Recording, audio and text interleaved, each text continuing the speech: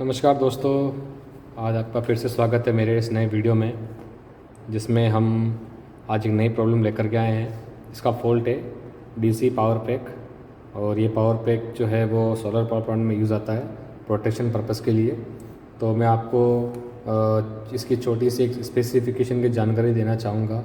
हो सकता है ये वीडियो लंबी हो, मैं 2 पार्ट में बनानी पड़े, लेकिन मैं कोशिश करूँगा कि आपको इस पार्ट में सारा क्लियर हो जाए। तो आप देख सकते हैं कि ये power pack with battery backup, तो इसके अंदर ये लिखा हुआ है कि ये पावर पैक जो है विद बैटरी बैकअप है, ताकि जब इसका एसी इनपुट डिसअपीयर हो जाए तो 12 वोल्ट की बैटरी से ये अपना आउटपुट 110 वोल्ट डीसी निकालता रहे। तो आप देख सकते हैं कि इसका 110 वोल्ट डीसी आउटपुट है और एसी इनपुट 230 वोल्ट है। और इसमें कुछ इंडिकेशंस दिए हुए हैं, जैसे कि charger on, output switch off, battery operation, output overload, output on. तो ये इसके कुछ इंडिकेटर्स हैं, जैसे अगर ये पावर ऑन होगा तो इसका चार्जर जो बैटरी को चार्ज करेगा। आउटपुट स्विच ऑफ है, ये आउटपुट स्विच है इसका, ये ऑफ है, ये ऑन कंडीशन में है। ओवरलोड होगा तो ये चल जाएगा, आउटपुट ऑन है तो ये ग्रीन इंडिकेशन चलेगा। तो बेसिकली सिंपल सा फंडा है कि ये एसी को डीसी कन्वर्ट करता है, और जब इसमें जब बैटरी जब एसी इसमें जब डिसअपीयर हो जाएगी तो इसके अंदर ये बैटरी से आउटपुट देना कंटिन्यू रखेगा। तो ये इसका स्पेसिफिकेशन है। ये एलियन मैन्युफैक्चरिंग का पावर पैक है, और इसके अंदर जो है ये फ्यूज स्पेयर है, जिसको हम कभी भी अगर साइट पे या कभी वर्कशॉप में भी रिपेयरिंग के लिए अगर आता है और अगर ये स्पेयर फ्यूज़ हमारे पास अवेलेबल नहीं है तो हम यहाँ से निकाल के इसमें स्पेयर फ्यूज़ हम यूज कर सकते हैं। तो दोस्तों अब इसको मैं अब टेस्ट करूँगा अपने सीरीज टेस्ट लैम्प के साथ में। यहाँ पे मैं सीरीज के 2 कनेक्शन करूँगा और चेक करूँगा कि आउटपुट आता है या नहीं है, या इसमें एक्चुअल में प्रॉब्लम क्या है।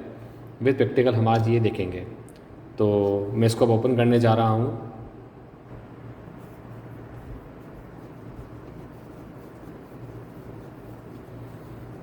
तो इसके कुछ स्क्रूज मैं रिमूव कर रहा हूँ अभी।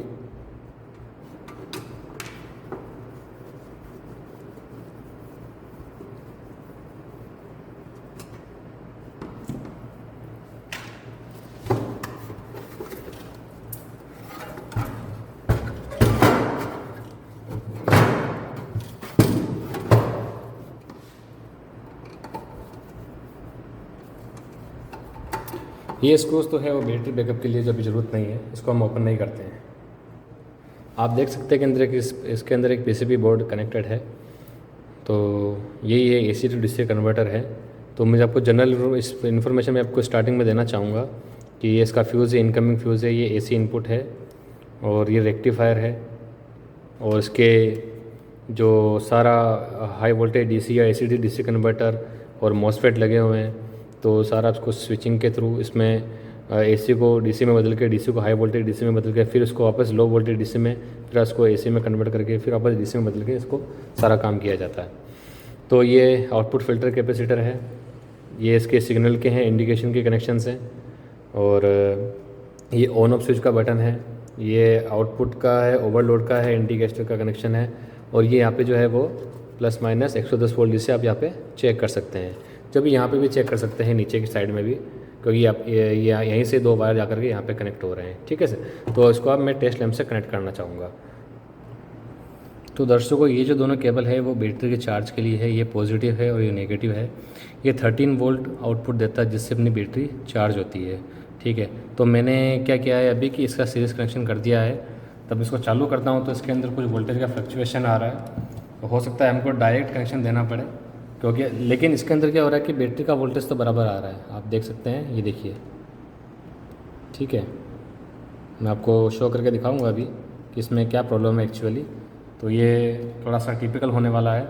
मैं यहाँ से ऑन कर रहा हूँ और आप देखेंगे कि ये बल्ब कंटिन्यूस चलता रहेगा, और मैंने उसका जो है ऑन ऑफ स्विच भी जो है वो ऑन करके रखा है। तो ये देखिए,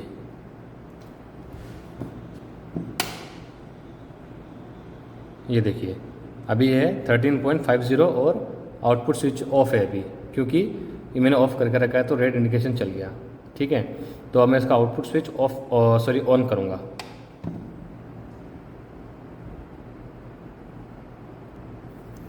आप ये देख सकते हैं ये ऑफ पोजीशन पे है। अब मैं इसको ऑन कर रहा हूँ, ये देखिए ये ऑन हो चुका है। ठीक है। इसके अंदर कुछ फ्लक्चुएशन हो रहा है। अब इसको मैं चालू करने जा रहा हूँ, आप देखेंगे इसके अंदर कुछ फ्लक्चुएशन होगा और बैटरी का वोल्टेज भी जो है वो कम आएगा। ये देखिए सिर्फ 7 वोल्ट आ रहा है क्योंकि मैंने इसको पहले अब ऑन कर दिया है। तो दर्शकों, मैं अब इस पीसीबी को बाहर निकालने जा रहा हूँ चेक करने के लिए इसमें कि कोई आउटपुट क्यों नहीं आ रहा है, और 12 वोल्ट डीसी बैटरी का तो आ रहा है लेकिन इसमें क्या प्रॉब्लम है वो हम फर्दर डायग्नोस्ट चेक करेंगे इसमें। तो शुरू करते हैं इसका रिपेयरिंग का काम, और हमारे पास सारे टूल अवेलेबल हैं। Thank you. तो आप देख सकते हैं कि मैंने डीसी पावर पैक की पीसीबी को बाहर निकाल लिया है और इससे एक बैटरी कनेक्ट कर दी है इसके प्लस और माइनस से। ये प्लस और ये माइनस है, और ये दोनों वायर मैंने इसके डिटेच कर दिए हैं जो कि यहाँ से कनेक्ट है, जो 110 वोल्ट डीसी का हमको आउटपुट देते हैं। तो हम दोस्तों अब आउटपुट, अगर ये रिपेयर होने के बाद आउटपुट मेजर पहले हम इन पॉइंट्स पे मेजर करेंगे। मैं इसको जूम कर रहा हूँ, आप देखिए ये जो है प्लस माइनस जो आप देख रहे हैं ये जो है वो 110 वोल्ट डीसी के प्लस माइनस हैं, ठीक है। और ये मैंने एसी सप्लाई कनेक्ट कर दी है, यहाँ पे सोल्डरिंग कर दी है मैंने। यहाँ से हम अब एसी सप्लाई नहीं लेंगे क्योंकि मैंने यहाँ से डिस्कनेक्ट कर दिया है, ठीक है। दोस्तों मैं इसको पावर ऑन करने जा रहा हूँ। अब पावर ऑन करने के बाद देखते हैं इसमें क्या कंडीशन आती है, इसमें क्या एक्चुअल फॉल्ट है। ओके, ये देखिए मैंने पावर ऑन कर दिया है लेकिन इसका चार्जर ऑन है, बैटरी चार्ज हो रही है, आउटपुट स्विच ऑफ है, बैटरी ऑपरेशन पे नहीं है, आउटपुट ओवरलोड भी नहीं है, आउटपुट ऑन भी नहीं है क्योंकि ये जो स्विच है वो ऑफ पोजीशन पे है। ये वाला ये स्विच जो है ऑफ पोजीशन पे है, जब तक इसमें ऑन नहीं करूँगा तो आउटपुट नहीं आएगा, ठीक है। तो मैं इसको अब ऑन करने जा रहा हूँ। मैं इसको अब ऑन करूँगा तो आप देखेंगे कि इसके अंदर कुछ फ़र्क पड़ता है या नहीं पड़ता है, क्योंकि जब हमने पहले इसको बॉक्स के बाहर नहीं निकाला था तब तो ये काम नहीं कर रहा था, ठीक है। तो मैं इसको अब मैं ऑन करने जा रहा हूँ। ये देखिए इसमें आउटपुट आ चुका है, ठीक है। ये आउटपुट आ गया, इसका मतलब अब इसको वोल्टेज भी मेजर करेंगे हम लोग। तो आपने देखा कि मैंने जब इसका पावर ऑन किया था आउटपुट पे इंडिकेशन में चल रहा था, आउटपुट इंडिकेटर यानी कि आउटपुट आ रहा है, लेकिन हमने मल्टीमीटर से मैं अब तक इसको मेजर नहीं किया है। तो उसको चेक कर लेते हैं मल्टीमीटर से मेजर करके कि 110 वोल्ट डीसी आउटपुट आता है या नहीं आता है।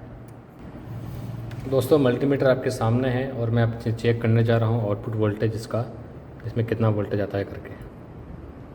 तो आप देख सकते हैं कि इसके 110 वोल्टेज आ रहे हैं। तो हमको पहली प्रॉब्लम ये पता पड़ी है कि इसे जब पीसीबी को बाहर निकाला और उसके जो आउटपुट फ़िल्टर पीसीबी है कैपेसिटर की, उसके वायर डिटेच की हमने, तो इसमें 110 वोल्ट डीसी आ रहे हैं। अब हमको ये चेक करना है कि जब एसी पावर ऑफ होती है तो ये बैटरी पे काम करता है या नहीं करता है। तो दोस्तों हम पहले ये चेक कर लेते हैं कि एसी पावर ऑफ करके ये बैटरी पे काम करता है या नहीं। तो हमें ये भी पता पड़ जाएगा कि इसमें एक्चुअल प्रॉब्लम ये भी है या नहीं है। एसी पावर ऑफ मैं आपके सामने ऑफ करने जा रहा हूँ। ये देखिए ये आउटपुट अब धीरे धीरे स्विच ऑफ होता जा रहा है, जबकि ये बैटरी ऑपरेशन पे चलना चाहिए और यहाँ पे 110 वोल्ट डीसी भी नहीं होंगे, और बैटरी जबकि बैटरी कनेक्टेड है लेकिन ये फिर भी नहीं चल रहा है। आपको वापस चालू करके दिखाता हूँ, आपको देखना है ना कि अब जैसे मैं अब एसी ऑन करता हूँ तो देखिए आउटपुट आ गया। ओके, अब जैसे मैं इसको ऑफ़ करूँगा तो ये यहाँ पे जो बैटरी ऑपरेशन ऑन होना चाहिए और आउटपुट आना चाहिए, ये इंडिकेटर पे चलना चाहिए, ठीक है। तो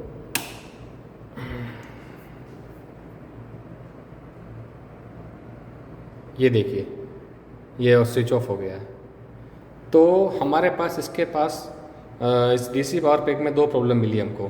पहला, जब ये इस हाउसिंग में फिट होता है और ये जो पीसीबी है ये वाली जिसकी आउटपुट फ़िल्टर पीसीबी है, हो सकता है इसमें प्रॉब्लम हो, ठीक है।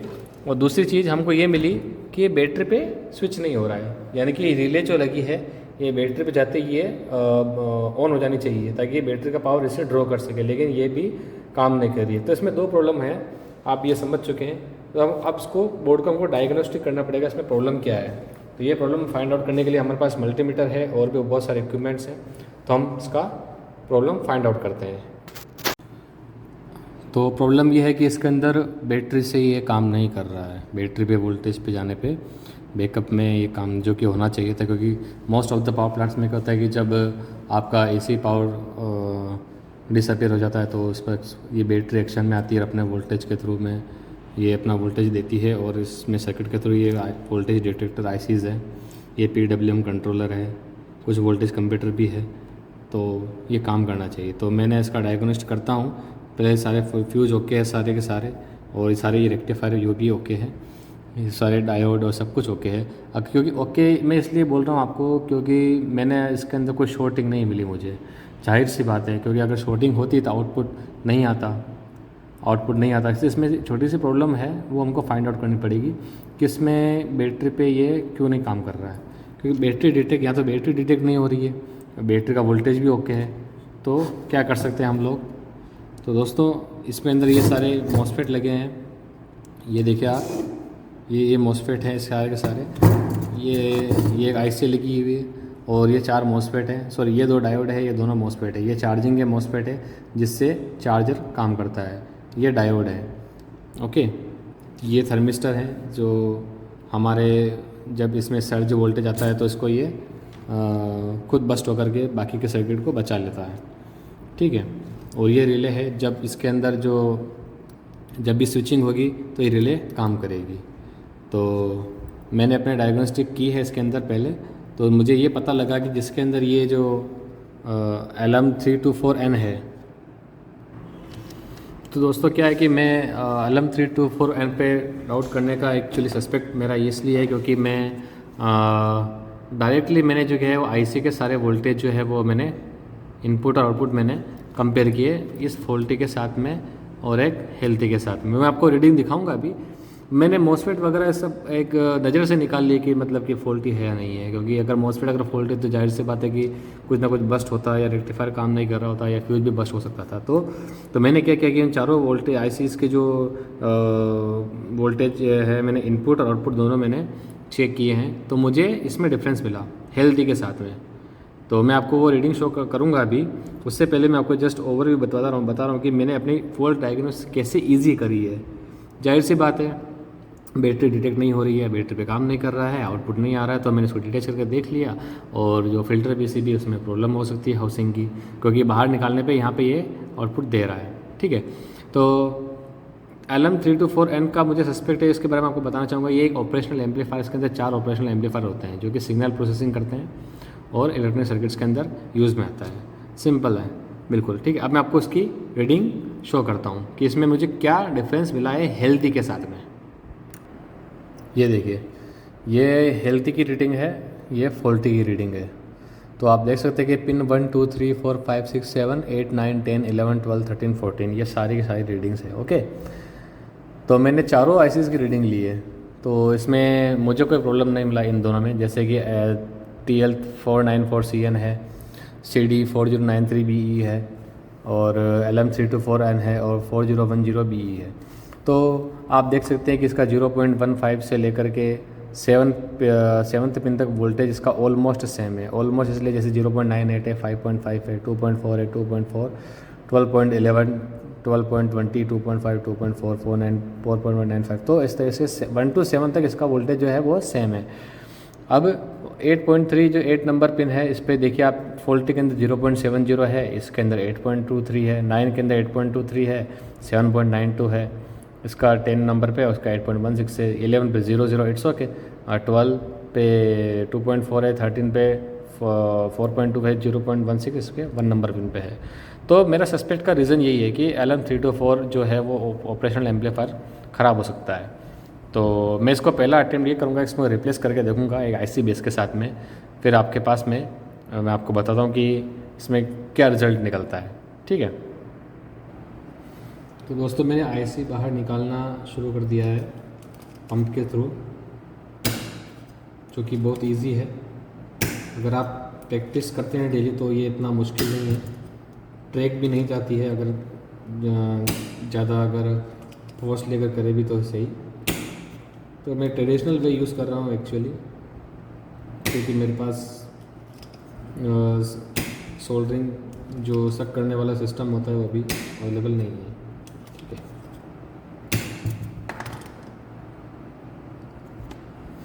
तो देखिए दोस्तों, देख सकते हैं आप कि मैंने इसमें ये आईसी निकाल दी है। यहाँ पे सामने थोड़ा करीब लेकर गया तो ये आईसी देखिए मैंने निकाल ली है U2 करके। जो फॉल्टी आईसी है वो ये रही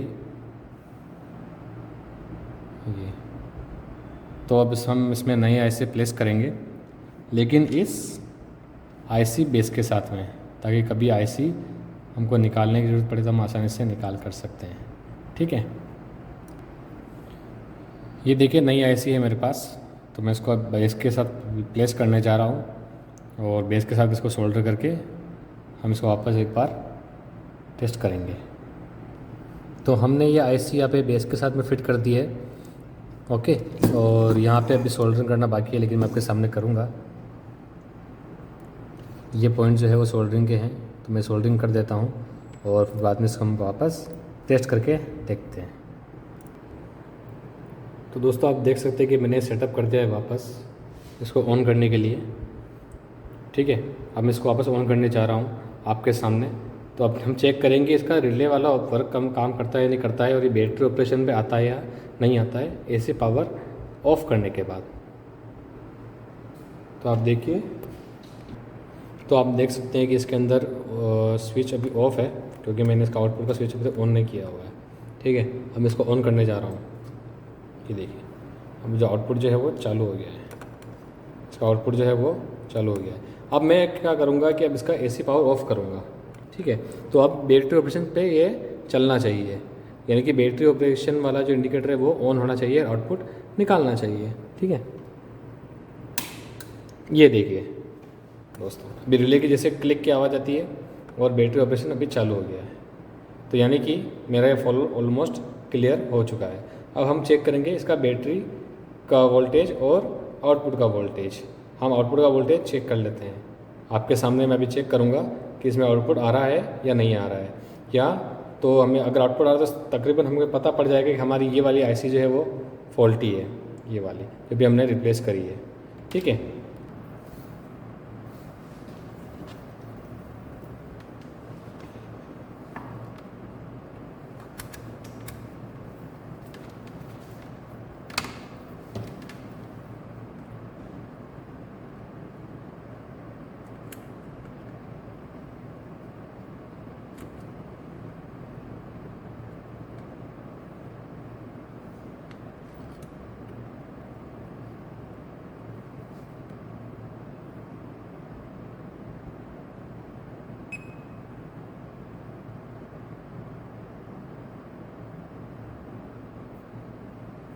तो आप देख सकते हैं कि इसमें बैटरी वोल्टेज जो है वो आउटपुट वोल्टेज 110 वोल्ट डीसी आ रहा है।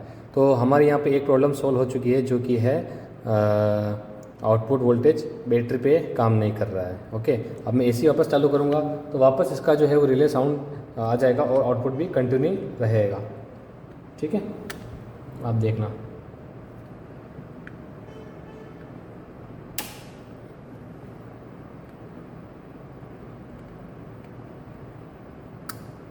ये देखिए अभी क्लिक का साउंड आया और अभी ये आ गया। ओके, और इसके अंदर आप देख सकते हैं कि तो यहाँ पे जो है वो बैटरी ऑपरेशन का जो इंडिकेशन है वो ऑफ हो गया है।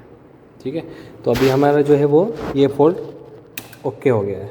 अभी मैं इसको ऑफ कर देता हूँ। दर्शकों आपने ये देखा है कि हमने एक फ़ॉल्ट सॉल्व कर लिया है वो आईसी से रिलेटेड, और बैटरी स्पेस का काम फंक्शन अच्छी तरीके से कर रहा है।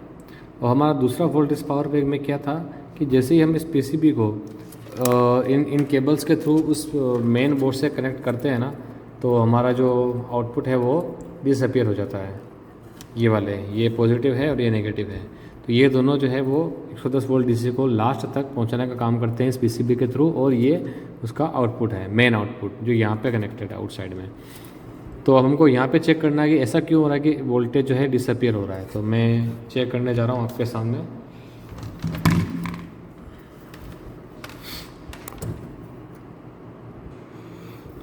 मैंने इस पीसीबी को बाहर निकाल लिया है और अब इसको चेक करने जा रहा हूँ कि इस पीसीबी में फ़ॉल्ट क्या है, क्यों वोल्टेज डिसअपीयर हो रहा है। इस पीसीबी के अंदर पॉजिटिव जो है ये वाला डायरेक्ट इस डायोड से कनेक्ट है, और नेगेटिव जो है वो इससे कनेक्ट है। पॉजिटिव इस फ्यूज़ के थ्रू इस डायोड से कनेक्ट है, फिर इस कैपेसिटर में जाता है और कैपेसिटर के बाद अपने इस आउटपुट में जाता है। तो मैं डायोड चेक करने जा रहा हूँ आपके सामने, तो आप देखेंगे कि ये इसमें क्या प्रॉब्लम पाई मिलेगी। ये देखिए, ये डायोड जो है वो शॉर्ट है, इसकी वजह से हमारा जो है आउटपुट वो डिसअपीयर हो रहा है। शॉर्ट में आउटपुट काम नहीं करेगा। तो दोस्तों हम उसको डायोड को बाहर निकालते हैं और इसको रिप्लेस कर देते हैं। हमने डायोड को बाहर निकाल लिया है। अब इसका डायोड हम चेक करते हैं, जो कि मेरे हाथ में है। ये देखिए आप, इसकी नंबरिंग है 1N5408। तो इसको अब चेक कर लेते हैं कि क्या दिखाता है ये।